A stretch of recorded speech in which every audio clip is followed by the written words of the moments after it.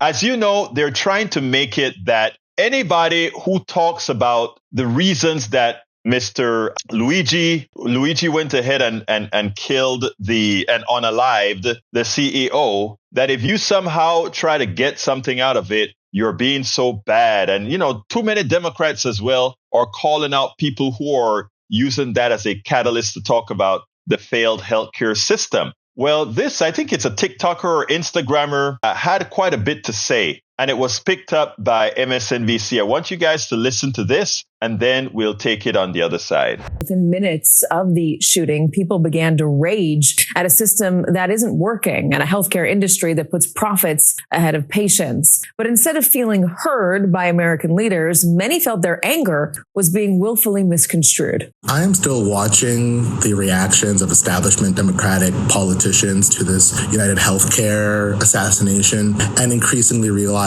why we lost the election.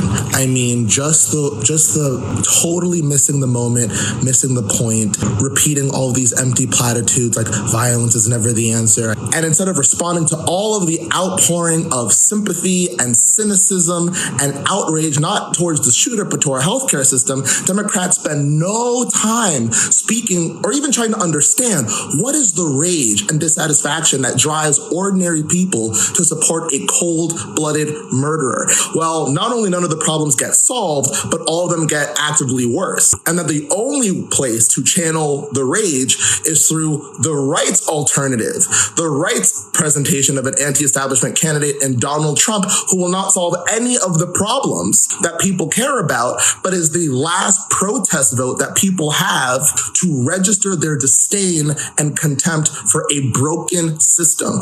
As long as Democrats are seen widely to be the party that is the spokesperson for the system most Americans despise, and that events like this just allow that reality to burst forth to the surface in a dramatic way, we will never recapture the political discourse from the right. We spend a lot of time deconstructing the news, trying to... Okay, so you get what he said. Now, I don't agree with him completely, right? Because here's the thing, and this is where I talk about being mature and thinking things through. First of all, like I stated, the reason the president of the United States is Donald Trump, all those little things mattered. But the ultimate reason that Donald Trump is president is because of sexism and racism. With all those issues, healthcare, healthcare, Gaza, all of those reduced what Kamala's percentage, definitely so. It probably also kept people at home. But the reality that she lost is sexism and racism, that the majority of white women voted for Donald Trump. Somebody they knew would hurt their mother, their daughters, or some one of those. There can only be one answer. That so many male Latinos decided to vote by majority for Donald Trump. Again, strong sexism with a degree of racism. It's hard until and that's why I want folks to read the article that I put in there, because it's important. Look, she lost votes because of Gaza. She lost votes because of different different issues. But those weren't the mass exodus that caused the loss. You can look at the numbers. North Carolina is probative.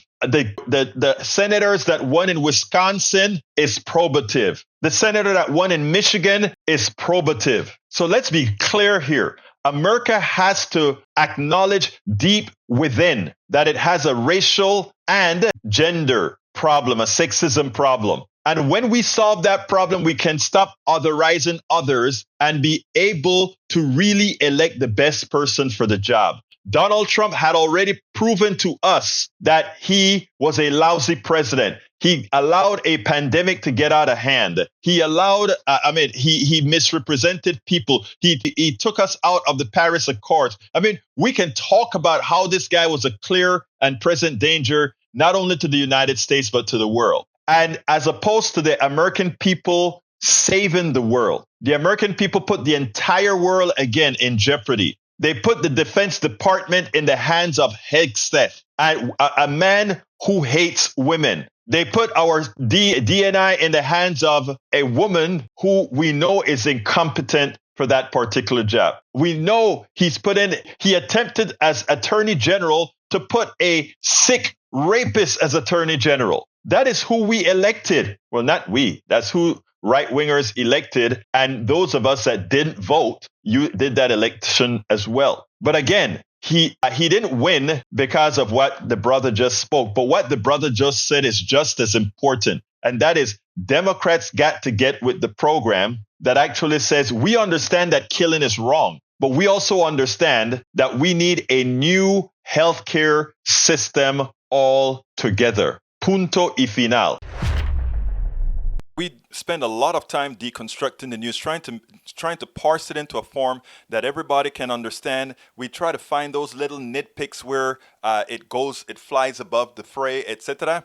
If you really like these videos that we do, I want to ask a big favor. Please go ahead. Number 1, subscribe to our channel. And number 2, please join if you can. Thank you so kindly for watching. Keep watching. Please remember to share. We must populate the entire internet with our progressive message, a message that we know is what most Americans say that they want. So help us, please join.